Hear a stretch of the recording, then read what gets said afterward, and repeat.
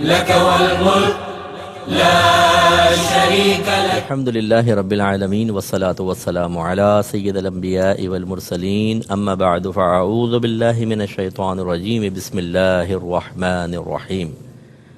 الحمدللہ ہم حج کا بیان کرتے ہوئے اس مقام تک پہنچے تھے کہ جو حج تمتع کرنے والے ہیں وہ عمرے سے فارغ ہو جائیں اور 8 ذوالحجہ کا انتظار کریں.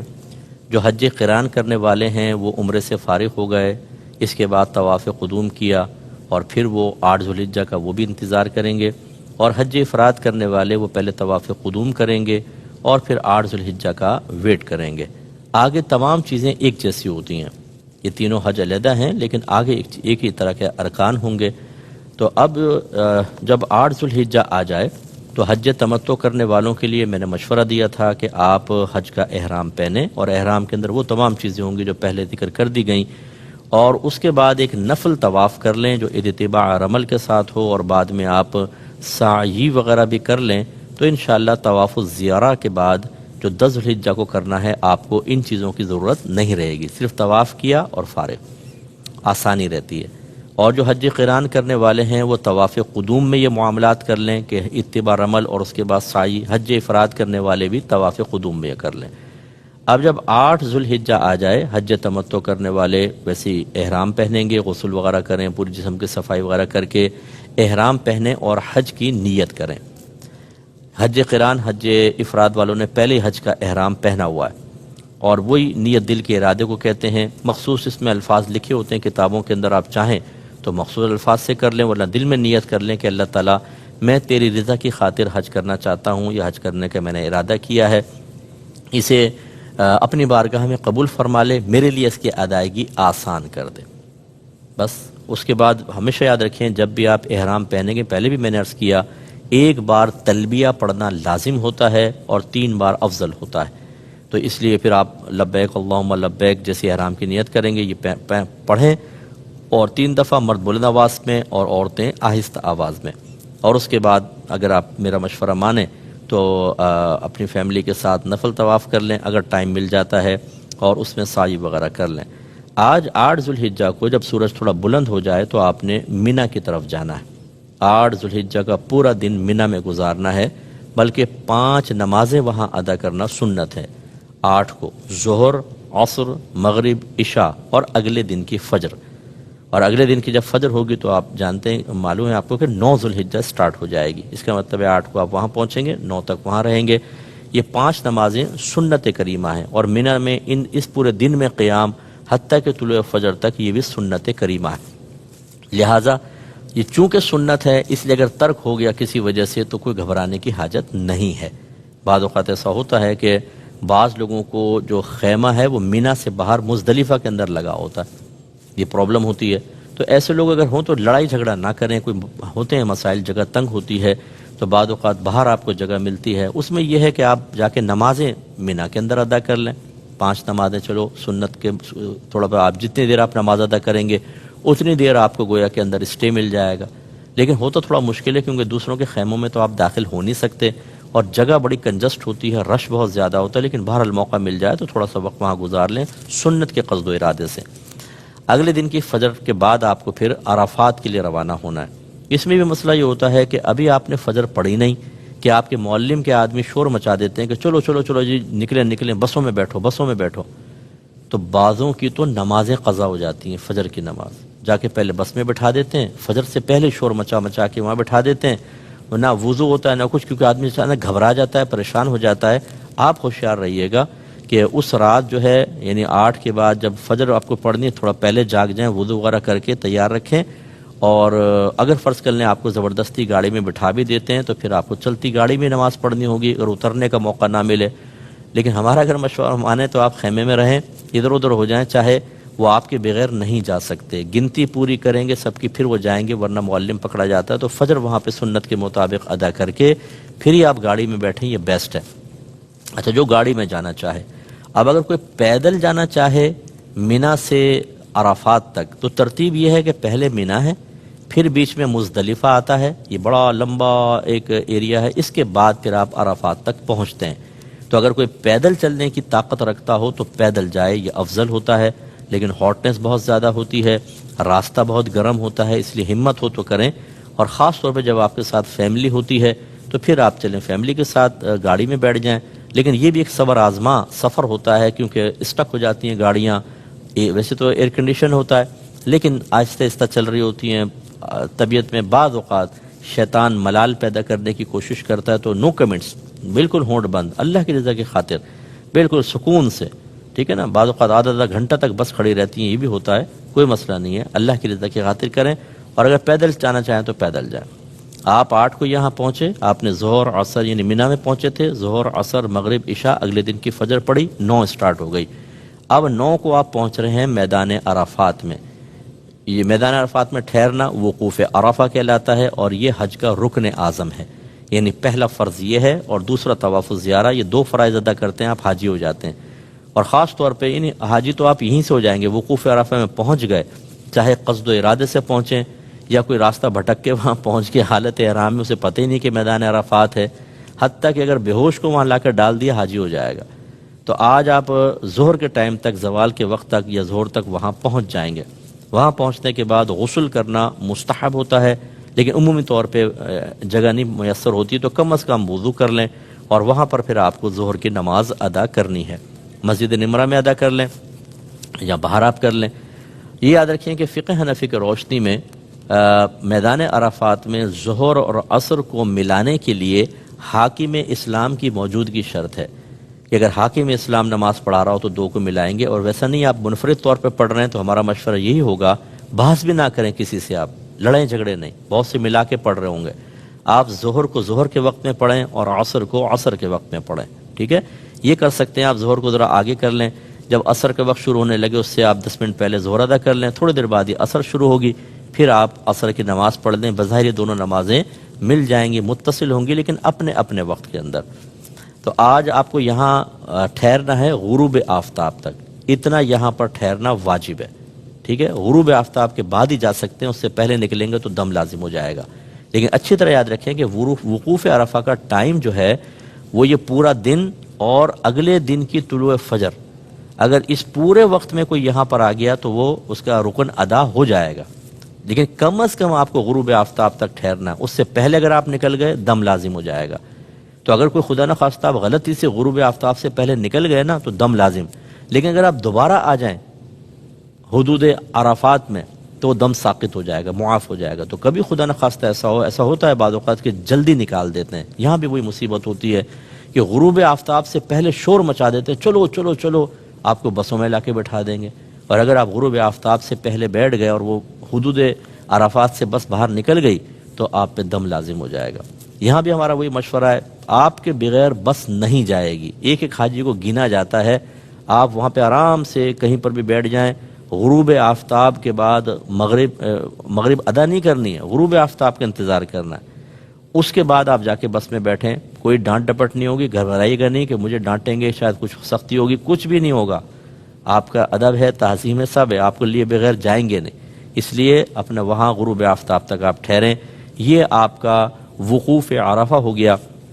اور یقین رکھیے کہ آپ گناہوں سے ایسے پاک و صاف ہو گئے جیسے آج ہی اپنی والدہ کے پیٹ سے پیدا ہوئے ہیں، کیونکہ جو میدان عرفات میں آ گیا تمام حقوق اللہ میں کی گئی کوتاہیاں معاف ہو جاتی ہیں۔ ایک حدیث کے مطابق نبی کریم صلی اللہ علیہ وسلم میدان عرفات میں تشریف لائے تو اللہ تعالیٰ کی بارگاہ میں عرض کیا، رب کریم میری امت کو بخش دے، دعا مانگی تو اللہ تعالیٰ کی طرف سے پھر آپ کو بشارت دی گئی کہ جو آپ کا امتی یہاں پر آیا میں اس کے تمام اپنے حق میں کی گئی کوتاہیوں کو معاف کر دوں گا، یعنی بندوں کے کوتاہی ظلم معاف نہیں ہوں گے۔ نبی کریم صلی اللہ علیہ وسلم نے عرض کیا رب کریم ظالم کو بھی معاف کر دے، لیکن کوئی جواب نہ آیا، سرکار دعا فرماتے رہے لیکن جواب نہ آیا، حتیٰ کہ آپ یہاں سے مزدلفہ تشریف لے گئے، پھر مزدلفہ میں دعا فرمائی تو اللہ تعالیٰ کی طرف سے یعنی بشارت ملی آپ کو کہ ظالم کو بھی بخش دیا۔ اس وقت نبی کریم صلی اللہ علیہ وسلم مسکرائے تو شیخین کریمین سیدنا صدیق اکبر و عمر فاروق رضی اللہ تعالی عنہما نے عرض کیا رسول اللہ ہمارے ماں باپ آپ پہ قربان ہو جائیں، آپ کیوں مسکرائے؟ سرکار نے فرمایا کہ جب اللہ تبارک و تعالی نے میری یہ دعا قبول کی اور میری امت کے ظالم کو بھی معاف کر دیا تو میں نے شیطان کو دیکھا واویلا مچا رہا تھا اور مٹی اٹھا کے سر پہ ڈال رہا تھا، اس کی حالت دیکھ کے مجھے ہنسی آ گئی۔ اس کا مطلب ہے میدان عرفات میں جو اللہ کے حق میں کوتاہی کی وہ سب معاف، اور مزدلفہ میں جو حقوق العباد میں کوتاہیاں کی ہیں وہ سب معاف، اور آپ گناہوں سے بالکل پاک و صاف ہو جائیں گے، صغیرہ کبیرہ ظاہری باطنی ہر قسم کے گناہ۔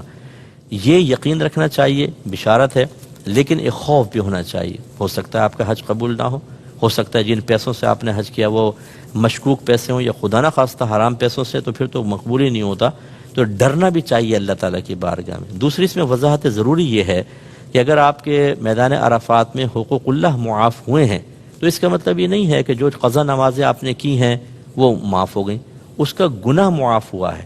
قضا نمازیں آپ کو ادا کرنی چاہیے۔ اسی طرح اگر رمضان کے روزے چھوڑے تھے تو رمضان کے روزے قضا کرنے کا گناہ معاف ہوا ہے، روزے آپ کو بہرحال ادا کرنے ہوں گے۔ اسی طرح شراب پی تھی کسی نے، کوئی اور بد نگاہی کی تھی، تو وہ سب گناہ وہاں معاف ہو جاتے ہیں۔ اور مزدلفہ میں یاد رکھیں جو کہا کہ ظالم معاف ہو جائے گا، یعنی اس کے گناہ معاف کر دیے جائیں گے، اس کا مطلب ہے کہ اللہ تعالیٰ اس کی بخشش فرما دے گا، لیکن ایسا نہیں ہے کہ میدان محشر میں اس کا حساب و کتاب نہ ہو۔ ایسا نہیں ہے کہ آپ نے اگر کسی کا قرضہ لیا ہوا ہے تو آپ کہیں کہ یہاں تو آ کے حقوق العباد بھی معاف ہو گئے تو قرضہ بھی معاف نہیں، قرضہ آپ کو دینا ہے، امانت آپ کو دینی ہے، وراثت آپ کو دینی ہی ہوگی، لیکن چونکہ آپ نے اگر ادائیگی میں تاخیر کی ہے، کوتاہی کی ہے، اس کا گناہ معاف ہوگا۔ اور میدان محشر میں اللہ تبارک و تعالی مظلوم کو ضرور کھڑا کرے گا۔ آپ اگر ظالم ہیں، آپ نے بیوی پہ ظلم کیا، بچوں پہ کیا، اپنے ماتحت پہ کیا، لوگوں پہ کیا، اس کا حساب و کتاب تو دینا ہے، لیکن یہ ضرور ہے کہ اگر آپ کا حج مقبول ہو گیا تو اللہ تعالیٰ وہاں مظلوم کو آپ سے راضی کر دے گا۔ اس لیے یہ ذہن بنانا کہ جی مزدلفہ میں آ کے میرے سارے حقوق العباد بھی معاف ہو گئے، اب میں کیوں ماں سے جا کے معافی مانگوں، کیوں ابا کو راضی کروں، کیوں میں امانت ادا کروں، یہ جہالت ہے۔ اچھی طریقے سے ذہن میں رکھیے گا کہ گناہ معاف ہوگا، یہ امور معاف نہیں ہوں گے۔ اگر آپ نے کوتاہی کی تھی تو جا کے معافی تو ماں باپ سے مانگنی ہی ہوگی، اگر ایسے آ گئے تھے تو، اور قرض ادا کرنے ہوں گے، امانت ادا کرنی ہوں گی۔ اب 8 ذوالحجہ کو آپ مینا میں تھے، فجر کے بعد چلے تو 9 ہو گئی، 9 کو میدان عرفات میں آئے، غروب آفتاب تک اب وہاں پر رہے تو 9 کا دن بھی ختم ہو گیا۔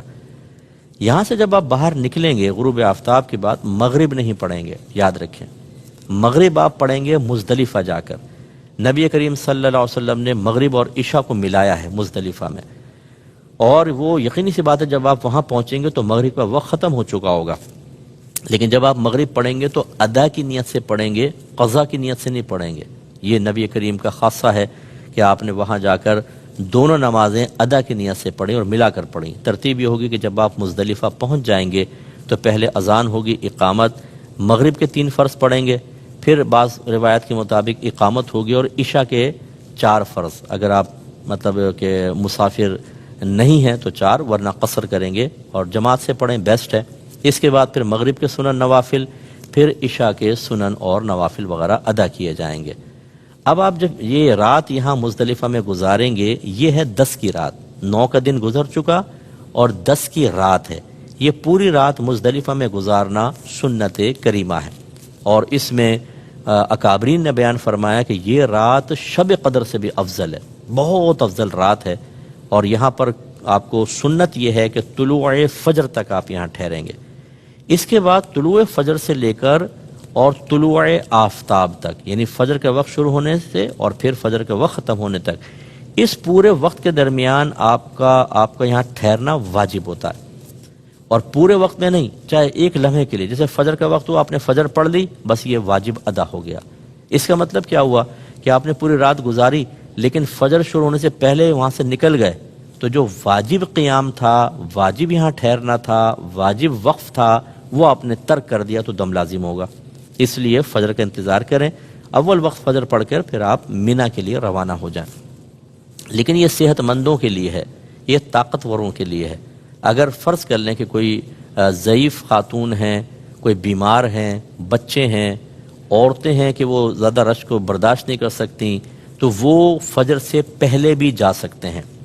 اور یقینی سی بات ہے اگر آپ صحت مند ہیں، آپ والدہ کی لیکن ویل چیئر چلا رہے ہیں کیونکہ وہ بیچاری ضعیف ہیں، کمزور ہیں، تو پھر آپ کے لیے بھی شرعی عذر بن جائے گا، آپ بھی طلوع فجر سے پہلے نکل سکتے ہیں۔ اب یہ تو نہیں کر سکتے نا کہ والدہ کو کہیں آپ ویل چیئر لے کے نکل جائیں اور میں بعد میں آؤں گا کیونکہ میرے لیے واجب ہے۔